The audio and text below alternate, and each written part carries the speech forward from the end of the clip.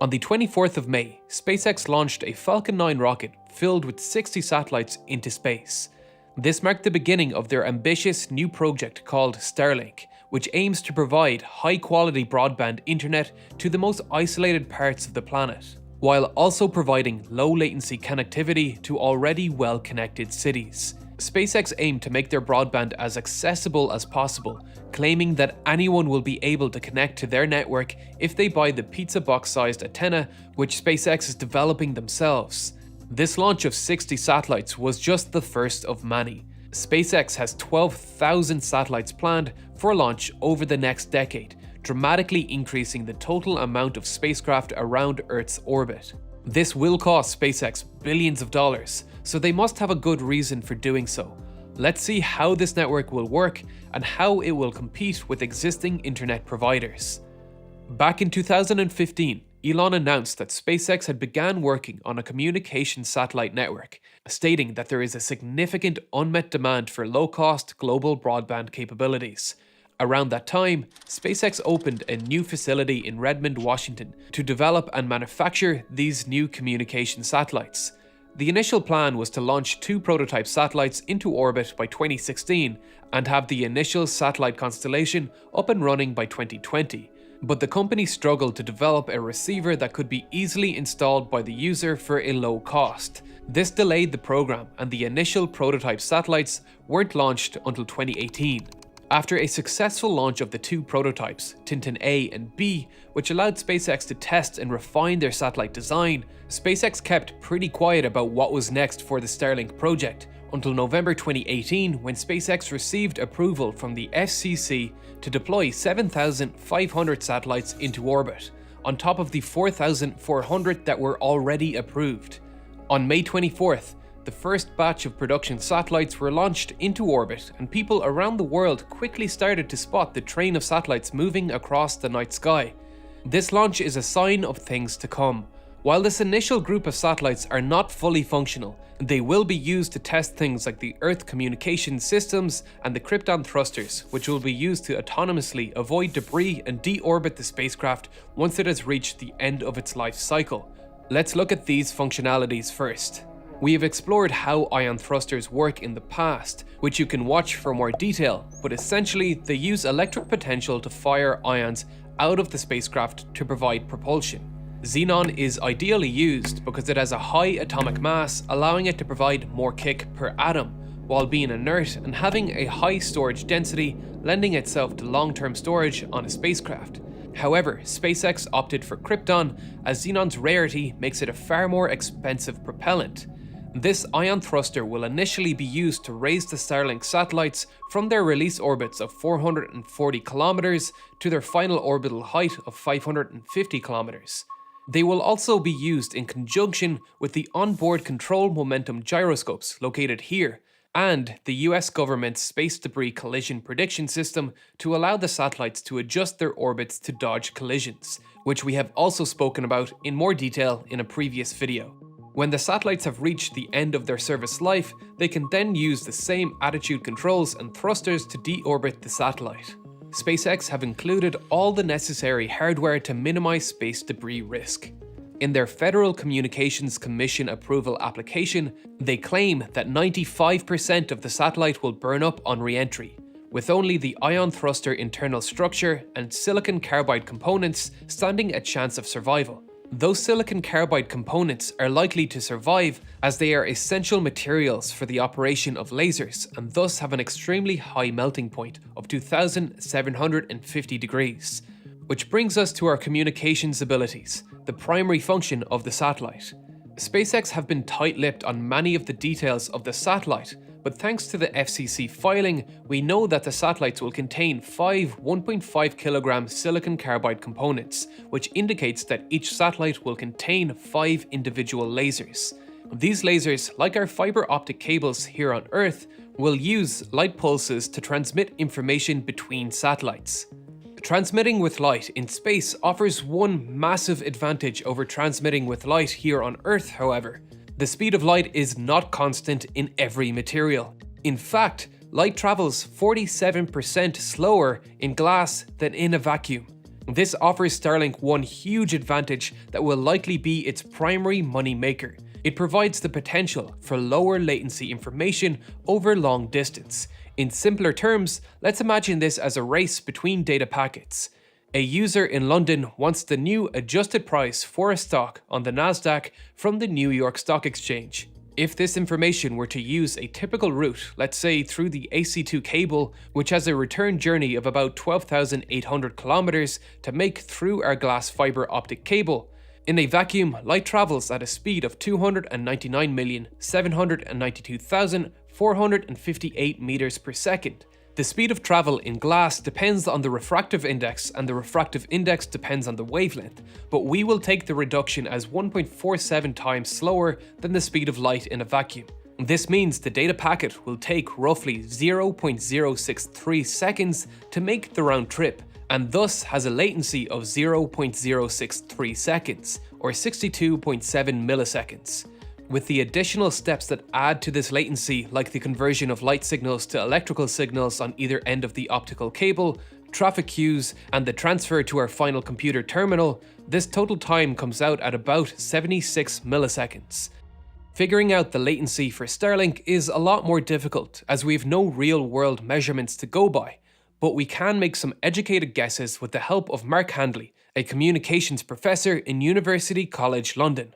The first source of latency for Starlink will be during the up and downlink process, where we need to transfer our information to and from Earth. We know this will be done with phase array antennae, which are radio antennae which can control the direction of their transmission without moving parts. Instead, they use destructive and constructive interference to control the direction of the radio wave. Each satellite has a cone beam with an 81-degree range of view. With an orbit of 550 kilometers, each satellite can cover a circular area with a radius of 500 kilometers. At SpaceX's originally planned orbit, this coverage had a radius of 1,060 kilometers. Lowering the altitude of a satellite decreases the area it can cover, but also decreases the latency. This is particularly noticeable for typical communication satellites operating in geostationary orbit at an altitude of 36,000 kilometers. The time it takes data to travel up to the satellite and back down, traveling at the speed of light, is around 240 milliseconds, 369% slower than our subsea cable. However, since Starlink is intending to operate at a much lower altitude, the up and downlink theoretical latency could be as low as 3.6 milliseconds. This is why SpaceX needs so many satellites in their constellation in order to provide worldwide coverage. Each individual Starlink satellite has 4 phased array antennae located here, here, here, and here. This directional beam was an essential part of SpaceX's FCC approval application, as thousands of satellites broadcasting undirected radio waves would cause significant amounts of interference with other communication methods. Once that data is received by one Starlink satellite, it can begin to transmit that information between satellites using lasers. Each time we hop from satellites, there will be a small delay as the laser light is converted to an electric signal and back again, but it is too minuscule to consider. Things get tricky here with using lasers, as we need to accurately hit the receiver on neighbouring satellites to transmit that data. Let's look at SpaceX's proposed constellation to see how this will work. SpaceX's first phase of 1,584 satellites will occupy 24 orbital planes, with 66 satellites in each plane inclined at 53 degrees. This will look something like this. Communications between neighbouring satellites in the same orbital plane is relatively simple, as these satellites will remain in relatively stable positions in relation to each other. This gives us a solid line of communication along a single orbital plane. But in many cases, a single orbital plane will not connect two locations. So we need to be able to transfer information between these planes too. This requires precise tracking, as the satellites traveling in neighboring orbital planes are traveling incredibly quickly and will come in and out of view. This means the Starlink satellite will need to switch to a new satellite in the network. This can take time, The best figure I could find is about a minute for the European Space Agency's Data Relay Satellite System, which is a currently operating geostationary internet constellation designed to serve European imaging satellites and other time-critical applications, such as serving emergency forces in remote areas like those fighting forest fires. Starlink may be faster, but it won't be instantaneous, and thus it has 5 optical communication systems on board to maintain a steady connection to 4 satellites at all times. If we now use this system transmitting from New York to London and back with the shortest path possible, using the speed of light in a vacuum as our transfer speed, we can achieve a latency as low as 43 milliseconds. Even if we took the shortest route possible with an optic fiber, which does not exist, this would take about 55 milliseconds, a 28% decrease in speed. The actual current return trip time for your average Joe is about 76 milliseconds, as we saw earlier, a 77% decrease in speed. This is a huge deal for the 2 financial markets working out of these cities. With millions of dollars being moved in fractions of a second, having a lower latency would provide a massive advantage in capitalizing on price swings. In fact, it wouldn't be the first time a communications company has made a massive investment to specifically serve these groups. The Hibernian Express cable is a privately owned optic cable that is currently the lowest latency connection between the NY4 data center in Syracuse, New Jersey and the LD4 data center in Slough, England at just 59.95 milliseconds, 39.4% slower than our best time with Starlink. The previous best time was held by the AC1 cable at 65 milliseconds. At a cost of $300 million, this 5 millisecond increase in speed was justified to just connect across the Atlantic. Imagine how much these time-sensitive industries will be willing to pay for a 17 millisecond increase in speed. It becomes even more valuable when you realize this time differential increases with increased transmission distance. New York to London is a relatively short distance. The improvements would be even more pronounced for a London to Singapore transmission.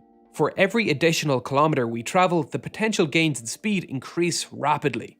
But SpaceX aren't just planning on serving this super fast internet to some customers. They primarily advertise this system as a way to connect every human on this planet to the internet, and they should have plenty of bandwidth left over to serve these people. Although the internet has been one of the fastest growing technologies in human history, by the end of 2019, more than half the world's population will still be offline.